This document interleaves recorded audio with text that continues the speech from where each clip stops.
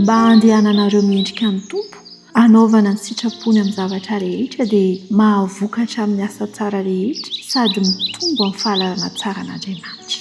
Kolosiana 1:10.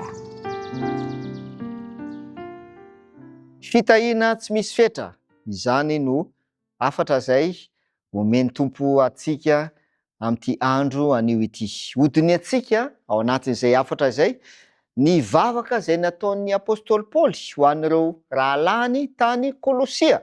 Voalaza ao amin'ny Kolosiana 1:1-5 ka hatramin'ny 1:10. Izany tolombavaka izany andao mba vakitsika ary satria ilaitsika io izany mba ho tanteraka eo amin'ny fiainantsika zany vavaka izany. Zao le vavaka izay nataon'ny Paoly ho an'ireo rahalany tao Kolosia. Ary noho izany koa hatramin'ny andro nandrenesanay dia tsy mitsatra mivavaka sy mangataka ho anareo mba, de reto le tolombavaka, mba ho fenona fahalalana tsara ny sitrapony anareo amin'ny fahendrena sy ny fahazavan-tsaina rehetra avy amin'ny fanahy, mba handehananareo miendrika ny tompo, hanaovana ny sitrapony amin'ny zavatra rehetra dia avokatra amin'ny asa tsara rehetra sady mitombo amin'ny fahalalana tsara an'Andriamanitra, ary ampatanjahana amin'ny hery rehetra araka ny heriny voninainy ho amin'ny faharetana rehetra sy ny fandeferana amin'ny hafaliana. Ao mahafinaritra zany vavaka izany, tena mahafinaritra zany ravana malala.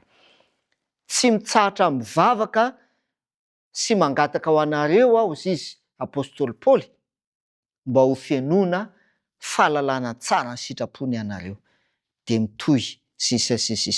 Feno io vavaka io ary nomena tombontsoa handray fitahiana tsy misy fetra isika, azo fenona ny fahalalana ny sitrapony ihany koa isika tahaka ny araka n'io tolombavaka io. Ary tsy ho nanindry mandry ihany Paoly hanao izany vavaka izany ho an'ny rahalany mihitsy ny fany masina, raha toa ka tsy azo atao ny mahazo valiny avy amin'Andriamanitra mifanaraka amin'izany fangatana izany. De zao koa no nosoratan'i Paoly ho an'ny fiangonana tany Efesosy. Zao indray nosoratan'i Paoly ho an'ny ireo mpino tany Efesosy ao amin'ny Efesana 1:7-10 ka hatramin'ny 1:20.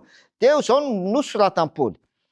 Ary noho izany no andao aleiko amin'ny ray. Mbola nanina indray Paoly eto, mbola nivavaka indray ne Paoly eto zany e, fa nivavaka ho an'ny ireo mpino any Efesosy indray ty. Mbola de noho izany koa izy no andao alehako amin'ny ray zay azahoan'ny fianakaviana rehetra any an-danitra sy ety an-tany anarana mba omeny anareo araka ny reny voninainy, ny mba ho atanjaina fatratra amin'ny fanainy ny toe-panahinareo, mba hitoeran'i Kristy ao am-ponareo amin'ny finoana ka hamaka sy hiorina mafy amin'ny fitiavana ianareo, mba ahaizanareo mba amin'ny olona masina rehetra ny ahafantatra tsara izay sakany sy lavany ary ny avony sy ny alaliny ary alala ny fitiavan'i Kristy izay mihoatra noho ny fahalalana, mba amenona anareo ho amin'ny fahafenon'Andriamanitra rehetra. Ary ho an'izay mahay manao mihoatra noho zavatra rehetra, eny mihoatra lavitra noho izay rehetra angataitsika na iverintsika aza, araka ny hery izay miasa ato amintsika, ho azy anie ny voninahitra. Amen. Ry havana malala, aseho atsika eto ny alehiben'ny tanjona mety ho tratra eo amin'ny fiainana kristianina. Indrisa nefa zavatra miseho tsy izany fa tena lavitra zany fenitra izany ny fiainana ankehitriny, fiainana kristianina ankehitriny. Satria nahoana? Satria mbola misy manjaka ao de tsy nafanezao. Voalaza n'le tolombavaky apôstôly Paoly de hoe mba hitoeran'i Kristy ao am-ponareo amin'ny finoana ka maka tsy olona mafy amin'ny fitiavana ianareo, mba ho fenona amin'ny fahafenon'Andriamanitra rehetra. Ry havana malalo, fotoana izao zay hangatahantsika araka ny vavaka io ihany koa. Ka manina moa raha atomboka amin'izao ora izao zany vavaka izany e. Ndao mba hivavakantsika, andohalika ihany koa tahaka ny apôstôly Paoly hoe ary noho izany no andalehako amin'iray ozy izy, tsy angatahiko anareo. Ndao mba ho atomboka amin'izao ora izao zany vavaka izany, angatakitsika amin'Andriamanitra vavakantsika ary.